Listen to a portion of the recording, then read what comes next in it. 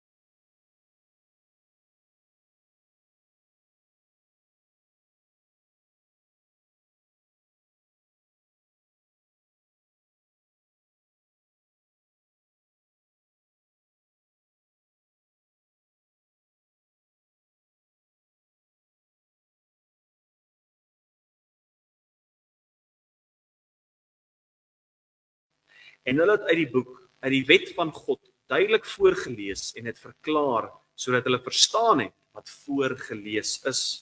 Daarop het Nehemia, hy was die goewerneur, en Esra, die priester, die skrifgeleerde, en die leviete wat die volk onderrig aan die hele volk gesê, hierdie dag is heilig aan die Here julle God.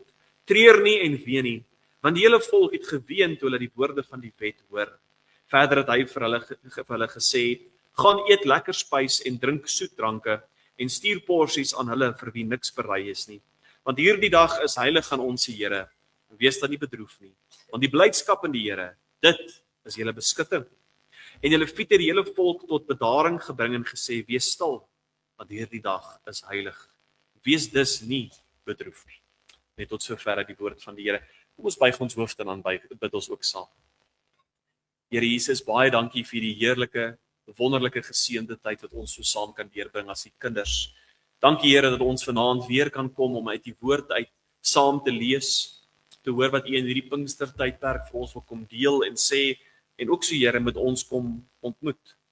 Here, ek vertrou dat tot hier, Here, al waarlik al in vele harte diepe ondersoek ingestel is. Gevra is, Here, waar in my lewe is daar dalk skeure soos in die muur? Waar is daar herstel nodig?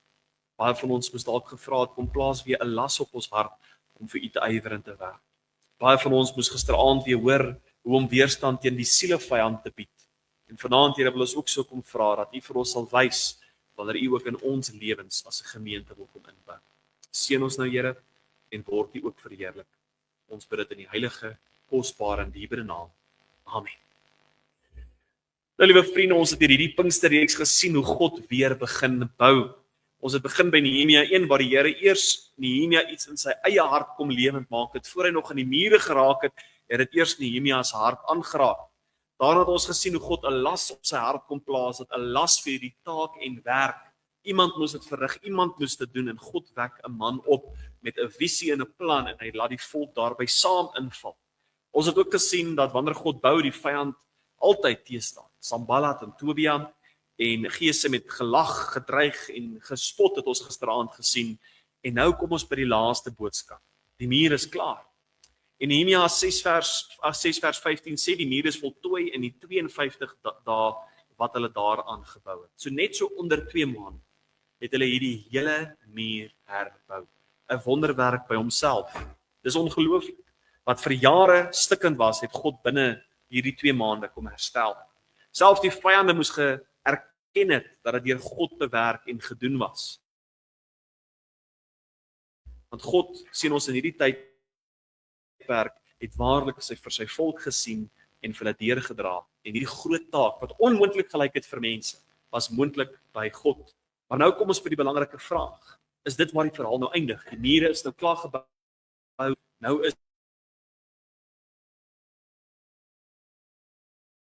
dit soos dit behoort te wees. Nee, want God was besig om mense terug te bring na hom toe. God wou nie net Jerusalem se veiligheid herstel.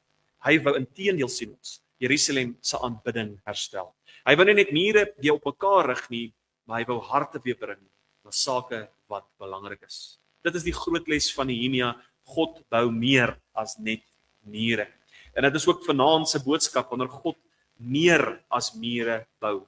En vanaand gaan ons sien deur die woord van die Here, hoe wil die Here vanaand in jou persoonlike lewe kom inbou? Wat het die sielevyand laat afbreek, vernietig tot niet gemaak? Baie van u sit dalk hier vanaand en dink, op 'n tyd was ek vurig aan die brand van die Here, en nou het dit vervlou. Die mure het begin krake inkry. Afbreek het dalk plaasgevind. En nou kom sien ons hierdie groot les vanuit Nehemia. God bou meer as mure. Hy bou harte. Hy bou gesin. Hy bou gemeentes. Hy bou aanbidding. Hy bou gehoorsaamheid. Hy bou heiligheid. Hy bou vreugde. En hy bou 'n volk, kinders van hom, wat weer rondom sy woord staan. En dit is presies wat ons hier by Pinkster bymekaar bring, is herlewing, nuwe lewe wat God in jou en my lewe wil inblaas. Herlewing verklaar iets wat dood was, lewend op 'n tyd, dood gegaan het en weer opgewek word. In die boodskap van Esegiel kry ons so 'n mooi beeld, waar Esegiel kyk oor 'n dal van dorbene, klop geraamtes wat daar lê met ander woorde. En die Here kom gee vir hom hierdie visioen, hoe hierdie bene wat dood is, weer begin vleis en bene en alles aan mekaar begin geheg word, en hierdie doodsheid ondervind weer lewe. En hierdie profesie van Esegiel verwys na wat hier plaasgevind het, waar God se volk weer herstel is. Maar doodsheid is nie net iets wat in die Ou Testament gebeur het. Hierdie doodsheid kruip ook kerke in, huisgesinne en persoonlik in kinders van die Here se harte in. Dat daar 'n geestelike doodsheid kom, 'n passiwiteit, waar ons begin stomp en hard raak teenoor die waarheid van God se woord. Waar ons dalk die oppervlakkige aanbiddingsverantwoordelikhede sal nakom, 'n bietjie Bybel lees, 'n bietjie bid, 'n bietjie kerk toe gaan, 'n bietjie nagmaal, en ons is tevrede daarmee. Maar God roep en daag sy kinders uit tot meer. En dan kan ek vir u sê, mag ek dit noem van hierdie kant van die kansel af, is dit die grootste probleem waarmee kerke vandag sit, waarmee die Christelike geloof vandag sit. Kinders van die Here wat waarlik gered is, maar hulle huiwer om daardie volgende stap in hulle verhouding met Christus te neem. Hulle is gered, hulle gaan bietjie kerk toe, dien bietjie die Here en hulle is tevrede. En God roep dat hy wil verder in sy kinders se lewens kom inbou. Hy roep sy kinders tot oorgawe, minder van myself en meer van Christus. Hy roep ons om waarlik te sterf vir ons eie begeertes en God eerste te plaas. Daarom, die vraag vanaand is daarom nie net, Here bou weer ons kerk of bediening of getalle of programme of struktuur nie. Die vraag vanaand is veel dieper. Die vraag vanaand is, Here bou weer ons harte, ons liefde vir die woord, ons berou oor sonde, bou weer ons vreugde in U, bou weer ons gehoorsaamheid om te doen wat U van ons af verwag en bou weer in ons aanbidding tot U voor. Mag die Here vanaand vir een vir my kom wys, waar wil hy in jou en my lewe kom bou? En mag ons nie vanaand hardkoppig of soos vir die volk gesê word, hardnekkig wees wanneer dit kom by die saak van die Here nie, maar oop vir sy vorming. Ons sing tog daardie kosbare lied wanneer ons sê, kom vorm my, vul my, breek my, smelt my, net soos U wil. En mag dit vanaand nie maar net 'n lied wees wat ons sing nie, maar ook die begeerte van ons harte as kinders van die Here. Dit bring ons by ons eerste gedagte vanaand wat ons sien, God bou 'n volk wat weer honger vir sy woord. Kom ons kyk op dit daar. Ekskuus, my skuld, ja. Wat weer honger vir sy woord. Vers 2 en 3 lees ons, die volk vra die wetboek moet nou voortgebring word. Hulle staan by mekaar soos een man, sê die gedeelte, en hulle luister van die môre vroeg tot die middag toe. Let mooi op wat gebeur. Die muur is klaar. As ons die verhaal menslik wou vertel, sal ons sien, hier sou hy geëindig het. Maar God se plan is nie klaar nie. Nou is dit tyd vir die feesviering. Nou moet almal rus. Nou moet Nehemia 'n lint knip en sê die projek is voltooi. Maar dis nie wat gebeur.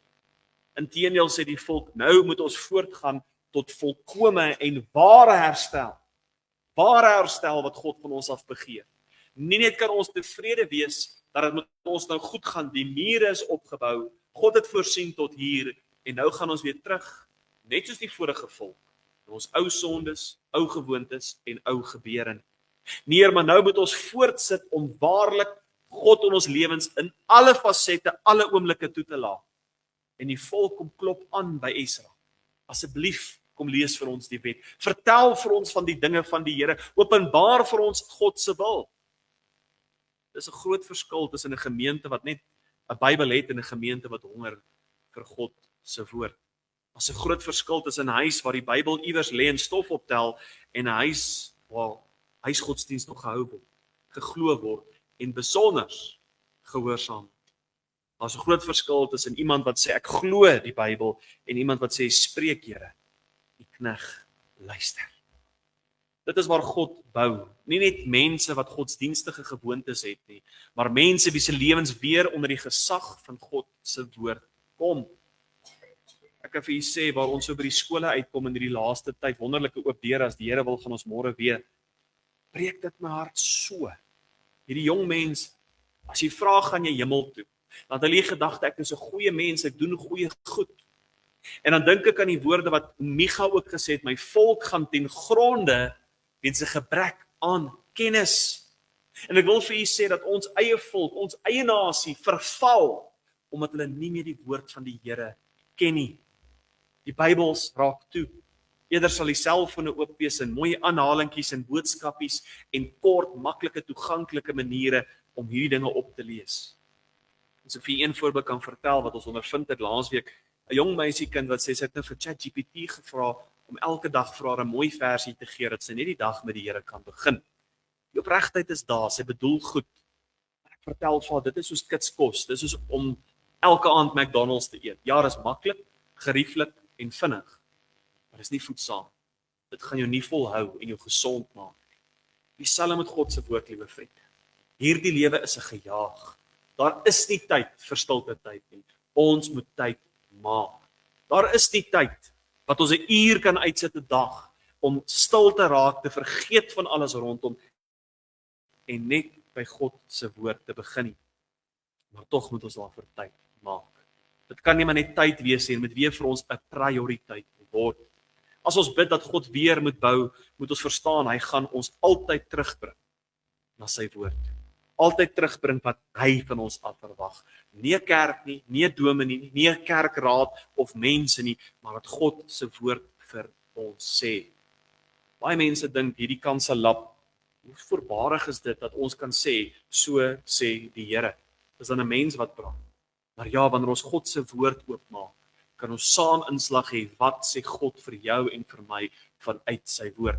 Nie die Here het vir my gesê, en dis wat mense mos vandag doen, ek het 'n droom of 'n visioen of 'n profesie of al hierdie dinge, die Here het vir my gesê. Nee, God roep ons vanaand om terug te keer na sy woord en weet te hoor, so sê die Here. Een van die grootste tekens dat God besig is om in ons lewens te werk, is nie eerste trane, emosie of groot beloftes nie, dit is 'n honger vir God se woord. Wanneer mense begin sê, Here praat met my, Here wys my sonde, Here lei my in die waarheid, Here vorm my deur u woord, dan is God reeds besig om in ons lewens in te bou. Psalm 119 is die langste psalm, die langste hoofstuk in die hele Bybel, maar die hele psalm fokus 'n liefde, 'n begeerte, 'n honger na God se woord. Waarmee sal die jongeling sy pad suiwer hou deur dit te hou na u woord? U woord is 'n lamp vir my voete en 'n lig vir my pad. Dit is wat daar vir ons verklaar word. Ek het die woord in my hart gebeer dat ek nie teen u sal sondig nie. Dit is wat God se woord vir jou en vir my bied. Dit is so 'n tipiese kliseë dink ons. Wanneer ons hoor die dominee sê lees meer Bybel, bid meer. Maar liewe vriende, dit is die basiese beginsels vir jou en my geestelike lewe. Dis nie maar net die boublokke nie, dis die fondasie waarop ons bou, is God se woord, is die tyd dat ons in gebed met hom deurbring. En dit moet in ons persoonlike lewens begin. Nie net dominee moet meer oor die woord preek nie. Nie net die kerk moet Bybels wees nie. Nee, maar eerder Here, maak my weer honger vir u woord. Want 'n gemeente kan nie sterker wees as die geestelike honger wat in haar hart is vir God se waarheid en woord nie. 'n Kerk word gebou nie op sy aktiwiteite nie. 'n Kerk word gebou waar mense weer vra en soek na so sê die Here. In ons tweede gedagte sien ons ook vanaand, God bou 'n volk wat weer huil oor sonde. In vers 9 uitdruklik huil die volk toe hulle die woord van die wet hoor. En later sien ons in Nehemia 9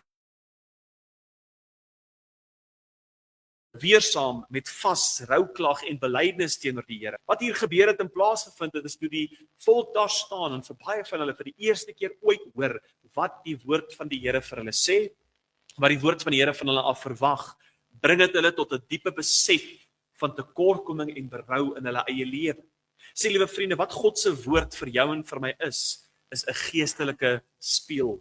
Dit openbaar vir jou en vir my waar ons tekortkominge is. Nie om ons te onderdruk nie, nie om ons sleg te laat voel nie om ons te boelie of in te doen nie, maar God se woord openbaar vir ons God se standaard. En hy openbaar ook waar ons daaraan tekort kom. En daarom, liewe vriende, moet ons verstaan dat berou oor verkeerde dinge in ons lewens is nodig. Ons sal baie keer sê, nee, ons moet nie emosie wys nie. Ons is spesiaal ons in die gereformeerde kringe, né? Ons moet baie godsdienstig wees, ingetoe wees. Maar berou is 'n emosie. Berou behoort voor te kom gedurig by die kind van die Here se hart. Vir die soekende siel is dit waar sy verhouding met God begin, berou oor sy sonde. En dit is wat hier vir die volk gebeur. Hulle besef vir hoeveel jare het hulle afgedwaal, weggaan van God se woord, weg van God se waarheid. Liewe gemeente, ons moet die Here vra om ons weer sensitief te maak vir sonde. Dit het so 'n algemene aanvaarbare praktyk in die samelewing geword. Hoe mense praat, hoe mense optree, waarna mense streef en begeer, dat hierdie norme en waardes die kerk begin inkruip het, en besonders in ons hart as kinders van die Here. Baie mense wil sê, julle is te erg, te sensitief, te veel. Maar dit is eerder beter om van daardie afgrond weg te bly, as om op die punt te gaan speel, en later aan daarin te trap en af te val, en sonde in my lewe toe te laat. Die Here roep ons tot heiligheid en heiligheid is reinheid voor God. Dis om dit wat my vuil gemaak het na Christus te bring, dat hy my kan skoonmaak en ek in sy teenwoordigheid kan bly en wandel. Heiligheid en geesvervulling is wanneer die kind van die Here begin besef, ek kan myself nie in my eie hande vertrou nie. Ek kan nie in beheer wees van my lewe nie, want my vlees verlang om die wêreld te dien en te volg en te doen. En daarom roep God sy kinders tot 'n dieper wandel, 'n dieper oorgawe, 'n dieper lewe met hom. En dit is hier waar meeste van die kinders van die Here tot 'n stop kom. Die Here begeer om so 'n wonderlike werk in ons lewens te kom doen. Om die werk van heiligmaking 'n realiteit by jou en my te kom maak. Tessalonisense sê vir ons dat dit is die wil van God, julle heilig maak. En dat sonder heiligmaking sal niemand God kan sien nie. Dit beteken nie ons gaan die hemel toe as ons die heiligmaking beleef nie. Dit beteken ons sal nie die werk van God, sy teenwoordigheid, sy seën, sy liefde, sy vrede, sy rus ondervind as ek hom nie vertrou vir die dieper werk in my lewe. Liewe kind van die Here, wat hou jou vanaand terug om weer berou te begin hê oor sonde? Om te breek met dinge wat nog 'n band op jou lewe het. Wat is daar vanaand nodig om op die altaar te kom plaas en te sê, Here, ek gee dit oor. Nie langer 'n verskonings nie. Nie langer selfregverdiging, maar ander doen dit nie. Nie langer ja, maar dit is al deel van my lewe of dit is oukei, dis nie so erg soos ander mense nie. Dis tyd dat ons klaarmaak met verskonings. Ek het vanaand nie 'n enkele voorbeeld gegee nie. Maar u weet wat vanaand dit in u lewe is. Ek doen. God doen. En ons moet weer sensitief raak vir sonde. Weer besef, ons kan nie speel op die afgrond van die wêreld. Liewe gemeente, ons moet die Here vra om ons weer ons oë oop te maak vir dit wat verkeerd is. Nie net sonde van die wêreld nie, nie net sonde van ander kerke nie, nie net sonde van mense wat ons irriteer nie, maar ons eie. Here, wys my hoogmoed, my koudheid, my bitterheid, my biddeloosheid, my wêreldgesindheid, my ongehoorsaamheid. Wys my waar ek u weer, u woord weer kan leer ken. En Here, kom doen dit nou. Dis nie maklik. Dit kom nie van selfsprekend nie, dis genade. God wil hierdie werk 'n realiteit in jou lewe maak deur sy Gees. Galasiërs 5 openbaar vir ons al manier hoe ons as kinders van die Here kan verhoed dat ons nie in die vlees wandel nie, is wanneer ons wel in die Gees wandel. Wanneer ek die beheer en bestuur van my lewe oorgee en toelaat dat God se Gees, die Heilige Gees, die leidsman, die stuurman van my lewe is.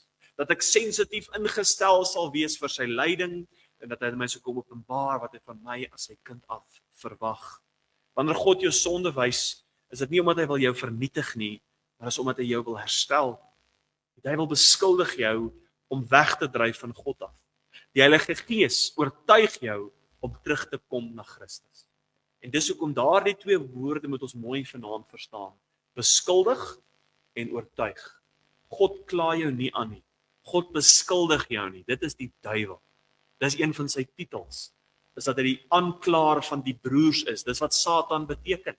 Hy kla jou en my aan, soos hy vir Job voor God probeer aanklaai. God kla ons nie aan nie. Hy kom nie en hy wil ons nie kom wil sy sleg aandoen deur om dit ons te openbaar nie. Maar wat God wel doen is hy oortuig. Oortuig van sonde, geregtigheid en van oordeel. Oortuig waar ons as kinders van die Here tekort kom, maar hierdie oortuiging is nie ons wat uit sy teenwoordigheid moet wegvlug nie, maar juis hierdie oortuiging is dat ons na sy teenwoordigheid sal kom. Daar is 'n groot verskil tussen veroordeling en oortuiging. Veroordeling sê daar is geen hoop vir jou nie. Oortuiging sê kom na Christus. Veroordeling laat jou wegkruip. Oortuiging laat jou bely. Veroordeling bring wanhoop, oortuiging bring bekering en lewe, vernuwing. Daarom is dit genade wanneer die Here ons harte breek oor sonde. Want 'n harde hart is baie gevaarliker as 'n gebroke hart. 'n Gebroke hart kan genees word. 'n Harde hart hoor nie eers meer. 'n Gebroke hart buig. 'n Harde hart verskoon homself. 'n Gebroke hart sê, Here, wees my genadig. 'n Harde hart sê, ek is darm nie so sleg soos ander nie. Wanneer God weer bou hy sy mense wat weer kan sê, Here, ek het gesondig. was my, reinig my en herstel my. Ek het dit al met u gedeel, maar dit is my merksaamwaardig, die kinders van die Here wat die meeste het om te bely, dis nie die wat die diepste in die wêreld is nie, dis die wat die naaste aan hom lewe. Nie omdat hulle meer sonde doen nie, maar omdat hulle oop is vir God se oortuiging en begeer om nader aan hom te beweeg. Ons dink, dis sleg om ons sonde te bely. God roep ons tot dit. Maar kan ek vir u sê dat daar is min goed wat my so laat gril wanneer ek hoor kinders van die Here bid en hulle sê, o, en Here vergewe al my sonde, amen. Asof alles wat ek nou vandag gedoen het, gou die 10-20 goedjies, vergewe sommer net gou vinnig alles. Nee, God roep ons tot ware berou. As ek vandag te kort gekom het, laat ek daardie spesifieke sonde voor die aangesig van God bring en vra, Here, nie net kom neem dit weg nie, gee my oorwinning daaroor. Here, hier het ek geval, maar kom wys my, hoe kan ek staan volgende keer wanneer die beproewing kom. Dis tyd dat die kerk, die kind van die Here, weer sonde ernstig begin opneem, berou in ons lewens toelaat en vlug na die kruis van Jesus. In ons derde gedagte vanaand sien ons God bou 'n volk wat weer die blydskap van die Here ken. In vers 10 van ons geleesde gedeelte sien ons, want die blydskap in die Here, dit is julle beskutting. Hier kom 'n wonderbaarlike balans in hierdie teks voort. Ons sien die volk het nou gehuil en getreur oor hulle sonde. En nou sê Nehemia nie, dis reg, gaan so aan, gaan so voort nie, maar hy roep hulle op, moenie bedroef wees nie, want hierdie dag is heilig aan die Here. Dit beteken nie hulle sonde is onbelangrik nie, maar dit beteken wel hulle moet verstaan wie God is. Ware berou eindig nie in selfvernietiging of in selfdepressie wat ek myself inbring nie. Dit beteken hulle moet verstaan wie God is en waar hy hulle wil bring. Ware berou bring jou by die genade van God. Dis die doel van oortuiging is nie dat jy altyd onder jou skuld moet lê en moet sleg voel nie. Die doel is dat jy na die Here toe moet teruggaan en weer die vreugde van sy genade moet ken. Wanneer ons tot die oortuiging kom, daar is sonde in my lewe, ja, dit wek berou op, maar ek moet nie bly by berou nie. Want daar is vergifnis by die kruis, daar is vir my vernuwing, daar is vir my elke keer 'n geleentheid om skoon te kom van wat ook al my lewe besmet het. En ja, vergifnis is onmiddellik. Herstel vat tyd, maar vergifnis is onmiddellik. Vanaand kan ek bring na die kruis van Jesus, hoe groot, hoe klein, hoe kort of hoe lank hierdie sonde in my lewe mag wees, want dit daar kom neerlê en weer kan ek die blydskap van Christus in my lewe beleef. Jy sal weet hoe baie keer kom ons hierdie konsistorie uit en dan sê ek, dis vir my so lekker om te hoor die blydskap, die geselligheid wat hier is. Want dis wat behoort onder die kinders van die Here te wees. Nie die ingetoe norsheid wat ons baie keer in ander kerke of ek wil sê die geskiedenis gesien het nie. Daar moet blydskap wees, waar Christus verheerlik word, waar sy woord gepredik word, waar eer aan hom bewys word, moet blydskap wees. En is dit nie weer tyd dat hierdie blydskap in ons gemeente inkom, maar ook in ons gesinne. Vir hoe lank sit die huishouding dalk in 'n donker gat van depressie? Ja, elke dag se gebeure gaan voort, kinders, kos, werk, weer alles van voor. Maar wanneer laas het ons as 'n familie God se vreugde en vrede in ons huishoudings ondervind? Asof daar net 'n verheldering is. Vreedsaam. Beteken nie alle probleme is weg nie. Beteken nie alle druk is net iewes skielik verdwyn nie, maar God se teenwoordigheid rus hierso.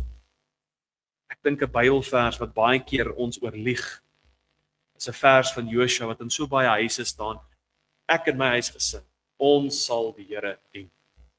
Daai, ek wil sê, of daai gedagte van Josua staan huise vol op bordjies en plaatjies en tafeldoeke en oral, so ek en my huisgesin, ons sal die Here dien. Maar hoe lank al is God dalk nie meer welkom in die huis? Hoe lank al ondervind u nie meer sy vrede en sy rus en die blydskap wat hy vir u beloof en bring nie? Liewe gemeente, baie gelowiges leef asof hulle vergewe is, maar nie vry nie. Hulle glo Jesus het hulle sonde vergeef, maar hulle loop nog met swaar kettinge van skuld. Hulle bid, maar hulle voel altyd ver. Hulle dien, maar hulle voel altyd soos 'n las. Hulle kom kerk toe, maar sonder blydskap. Hulle hoor die woord, maar net as veroordeling. Ja, ons moet sonde ernstig opneem. Ja, ons moet berou ken, maar ons moet ook onsself vir God verootmoedig. Maar ons moet ook daar stop. Christus het nie net gesterf om ons skuldig te laat voel en sleg te laat voel nie. Hy kom sterf om vir ons 'n nuwe lewe te gee. 'n Lewe van oorwinning, 'n lewe van blydskap. En daarom kan die kind van God weer bly wees. Nie omdat alles altyd maklik is, nie omdat daar geen vyand is of nooit sukkel of probleme is, maar omdat die Here ons deel self is. Hy is ons beskutter. Ons kan sy blydskap en vreugde weer ondervind en beleef. En dit behoort ons dag in en dag uit te ondervind en te beleef. Daarom moet ons bid, Here, herstel die vreugde van die heil. Here, maak ons weer bly in U. Here, gee ons nie net reg wat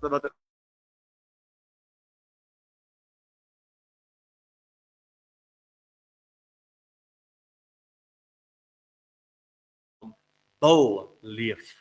In vers 28 en 29 van Nehemia 10 lees ons, die volk bring hulle daaraan om te wandel in die wet van God en om al die gebooie van die Here te onderhou. So nou het ons gesien, Nehemia 8 wat ons vanaand gelees het, bring die volk by die woord.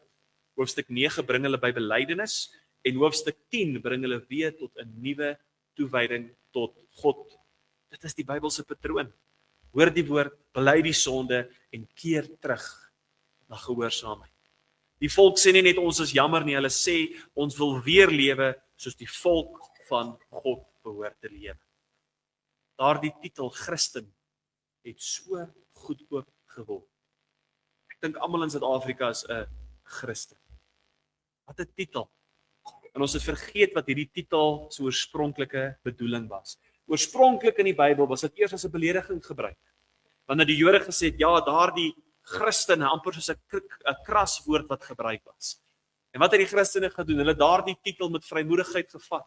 Want Christen beteken volgeling van Christus. Nie kerkbywoner nie, nie goeie mens nie, nie iemand wat gedoop is of voorgestel is nie. Ek volg Jesus na. In sy bloedbevlekte voetspore wat hy vir ons uitgelê het deur die evangelies, ek volg daai voorbeeld na. Dag in en dag uit in gehoorsaamheid. Ek herhaal weer. Die hoogste vorm van aanbidding, liewe kind van die Here, is nie ons praise and worship, ons voorsang. Dis nie ons offergawe en tiende nie. Dis nie ons diens wat ons vir die kerk of vir die werk van die Here lewer nie. Die hoogste vorm van aanbidding wat ek en jy tot God vanaand kan bewys, is gehoorsaamheid, om te doen wat die Here van ons af verwag. Dit is die oproep, dat ons Heer weer sal gehoorsaam, en dat ons hartsbegeerte sal wees, Here, om te doen wat U wil hê ek wil doen. As God in hierdie Pinkstertydperk met ons gepraat het, moet ons vra, wat wil die Here nou van my hê? Wat verwag hy nou vorentoe in my lewe? Nie net was dit 'n mooi reeks, het dit lekker gevoel, was dit 'n goeie boodskap nie, maar wat moet nou verander? Dit is die oproep vanaand wat God tot ons almal bring. Moet ek terugkeer na gereelde gebed? Moet ek my huis weer rondom die Here in orde kry? Moet ek met iemand gaan versoening maak en herstel bring? Moet ek vanaand sonde teenoor die Here bely? Moet ek ophou uitstel? Moet ek nou begin dien? Moet ek my kinders geestelik lei? Moet ek my prioriteite dalk in my lewe verander? Moet ek weer die woord van God begin oopmaak? Moet ek my verhouding met die Here weer begin ernstig opneem? Dit is die vraag, liewe kind van die Here, wat vanaand in al ons harte moet begin ego. Wanneer God bou, roep hy ons, nie net om te kyk nie, hy roep ons om te gehoorsaam. En tog, moet ons dit reg verstaan. Ons gehoorsaamheid verdien nie God se genade nie. Ons gehoorsaamheid is die vrug van God se genade. Omdat ons klaar Christus ontmoet het as ons saligmaker, omdat ons hom ken, omdat ons waarlik, soos die titel wat ons ontvang het, belewe, leef ek daaruit om Christus te dien en na te volg. Maar juis omdat ons in Christus is, kan ons nie vrede maak met ongehoorsaamheid. Kan ons nie bly in die wêreld dien en volg en weet ons kan volhard in hierdie verkeerde, terwyl Christus ons roep tot soveel meer. Maar dan die laaste gedagte vanaand, liewe vriende, sien ons, God bou 'n volk wat weer aanbid met groot blydskap uit. Nou trek ons al by hoofstuk 12 van Nehemia in vers 27 en ook later in vers 43 sien ons die muur word ingewy met lofsang, met musiekinstrumente en groot vreugde. Die verhaal beweeg uiteindelik na aanbidding tot God toe. Dit lei weer dat die fokus nou op die regte plek, op die regte persoon weer begin val. Nou gaan dit nie meer oor die volk, die herstel en die mens nie. Nou gaan dit nie meer oor die teestander en die taak wat voor hulle is nie, maar nou val die fokus waar dit al die tyd behoort te gewees het en is op God self. Liewe vriende, dit is hoekom ek in u kerk toe kom in die eerste plek. Die eerste plek is nie dat ek en u gevoed moet word nie. Dis om lof aan God te bring. Dis om hom te eer. Al sou die dominee nie 'n woord uit die Bybel uitlees nie, al word daar nie een liedjie gesing nie, kom ons hier by mekaar om hulde en eer en lof aan die God van die heelal, die waaragtige, ewige, soewereine God van die heelal te bring. In Nehemia 12 is een van die mooiste verse in die hele boek. Daar staan, en die vreugde van Jerusalem is van ver af gehoor. Dink daaraan. Aan die begin van Jerusalem sien ons die skande wat daar was. Die mure was dik en die poorte was verbrand, die volk was 'n bespotting vir die res. Maar dit het verander. Dis wat God kom doen. Hy neem skande en hy bring lof. Hy neem pyn en hy bring aanbidding. Hy neem vrees en hy bring vreugde. Hy neem gebrokenheid en hy bring 'n getuienis daaruit.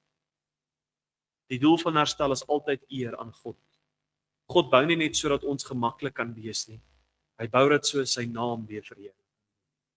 Dit is ook die doel van die kerk. Nie net Brakpan gemeente nie. Die kerk, elke kind van dit. Die kerk bestaan nie uiteindelik vir haar eie oorlewing nie. Die kerk bestaan vir die heerlikheid van God. Die bruidegom die bruid wys na die bruidegom. Gemeente, wat hoor mense wanneer hulle na ons lewens kyk? Hoor hulle net klagtes en vrees en bakleiery en tradisie, of hoor hulle iets wat waarlik vreugde bring, vreugde in Christus? Wat hoor ons kinders in ons huise? Net spanning, kritiek, moegheid? Of hoor hulle gebed, lof, geloof en dankbaarheid? Wat hoor die gemeenskap wanneer ons gemeente by mekaar is, of van ons gemeente? En vra ons vanaand, bring ons nog daar die eer en lof aan God. Wanneer God meer as mure bou, bou hy 'n getuienis. Hy maak sy volk 'n lewende bewys dat hy genadig, heilig is en getrou is. Ons aanbidding moet daarom nie net op 'n Sondag wees.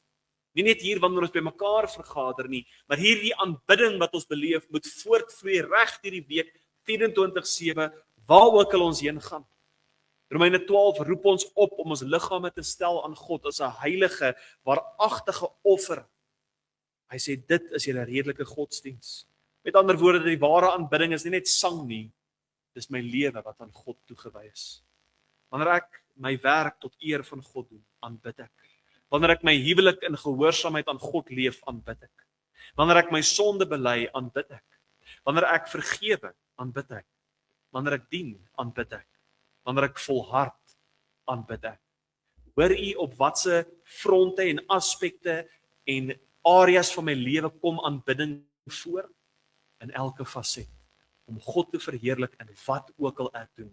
Of ek staan, of ek sit, of ek eet, of ek drink, moet dit God verheerlik en tot sy eer wees. Liewe gemeente, ons mag nie hier net by Nehemia kom stil staan asof Nehemia net 'n groot held is en dis die einde van die verhaal nie. Nehemia was 'n instrument. God self was die bouer. Hierdie hele Pinksterreeks het ons dit nou kom sien. Maar selfs Nehemia wys ons vorentoe na iemand groter. En dis Christus. Nehemia het 'n muur gebou om die volk te beskerm. Maar God kom bou sy kerk. Christus kom bou sy kerk en die poorte van die doderyk sal dit nie oorweldig nie, sê die woord. Nehemia het getreur oor Jerusalem se toestand. Christus het oor Jerusalem geween en uiteindelik sy lewe daarvoor afgestaan vir sondaars.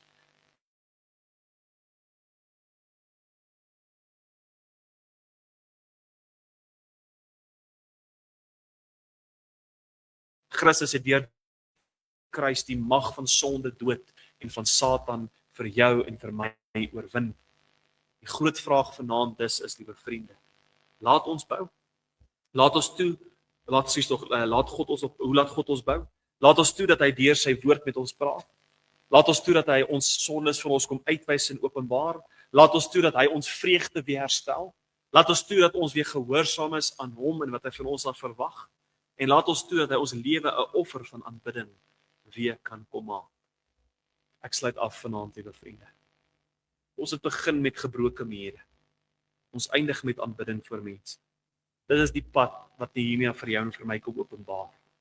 Eerstens hoor ons van die pyn, dan breek sy hart, dan bid hy, dan staan hy op, dan kom hy in teestand met uitdagings, dan voltooi hy God se plan vir sy lewe. Dit is ook wat ons moet vra aan die einde van hierdie Pinksterreeks. Here, wat het U in ons ombou? Het U my weer gewys hoe ek moet bid? Het U my weer gewys waar ek my hart vir U moet verootmoedig? Het U my gewys waar ek weer moet opstaan en begin dien en vir U werk? Het U my weer gewys ek moet nie bang wees vir teestand en uitdaging van die sielevyand? Het U my weer gewys ek moet terugkeer na U woord en U waarheid? Het U my weer gewys ek moet my sonde bely en laat staan en waarlik sensitief wees vir U stem wanneer dit kom by die dinge? Het U my weer gewys ek moet my vreugde in U vind? Het U my weer gewys ek moet U kom gehoorsaam? Moet hierdie reeks, liewe vriende, net afsluit en uitgaan asof niks gebeur het. As God gepraat het vanaand, deur hierdie hele tyd, reageer. As God gewys het, gehoorsaam. As hy oortuig het, bely. As hy geroep het, staan op. As hy begin bou het, moenie terugkeer na die pynhope wat in die verlede daar was. Gemeente, die Here soek nie net mooi mure nie, hy soek heilige mense. Hy soek nie net aktiewe gemeentelede nie, hy soek 'n gehoorsame kind van God. Hy soek nie 'n vol program nie, hy soek 'n vol hart. Hy soek nie net mense wat oor herlewing praat nie, hy soek mense wat hulle voor hom verootmoedig, sy woord liefhet, in Christus bly en hom gehoorsaam dag in en dag uit. Daarom is ons gebed vanaand eenvoudig. Here, bou weer, maar begin by ons.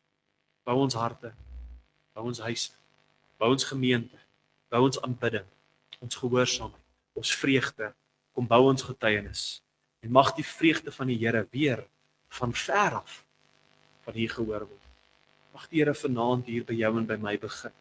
Mag ons nie uitstap en sê dit was 'n mooi oulike Pinkster en God kom doen niks vir my. Hoe ellendig sal ons wees as ons al hierdie ure uitgekoop het om by mekaar te kom vir 'n lekker sop en 'n broodjie. Ons het niks om huis toe te vat. God begeer om in hierdie tyd met jou en my te ontmoet. En as U hom nog nie ontmoet het in hierdie tyd, kom roep hy jou vanaand. Waar in jou lewe is daar vervallenheid? Waar in jou lewe het dinge uitmekaar uit begin breek? En waar kom roep God jou vanaand weer om te herstel? Maak reg. Wees weer diensbaar. Ondervind weer God se vreugde.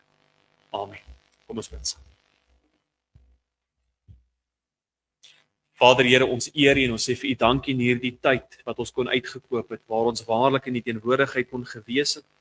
En Here, dat ons deur die verhaal van Nehemia kon wandel en sien, Here, hoe U net 'n stad kom herbou het, maar 'n volk wie opnuut kom roep tot aanbidding. En Here, het ons dit nie vernodig in die tyd wat ons lewe. So baie van die kinders, Here, wat tevrede is met die minste, die eenvoudige. En vanaand kom roep ons U tot 'n lewe van oorgawe, 'n lewe van geesvervulling en hartsreiniging. En Here, ons moet vanaand besef, dis nie maklik. God vra vanaand groot opoffering. Maar dan kan ons net kyk na die kruis en wat U vir ons opgeoffer het. Here, wil U nie vanaand by ons begin, by ons huise, ons huwelike, ons vriende en ons familie, ons eie gemeente. Kom wys vanaand vir ons, Here, waar is daar afbreek? Waar is daar kwesbaarheid vir die vyand? En wat moet ons vanaand tot herstel bring tot U eer? Mag ons vanaand gewillig wees, Here, om te luister na U stem, om te bely, te laat staan, maar ook weer die vreugde van Christus te beleef, weer gehoorsaam vir U te wees, en U te eer in alles wat ons maak en doen. Seën ons dan in hierdie aand, Here, en kom wees met ons. Ons bid dit in die heilige, kosbare en dierbare naam. Amen.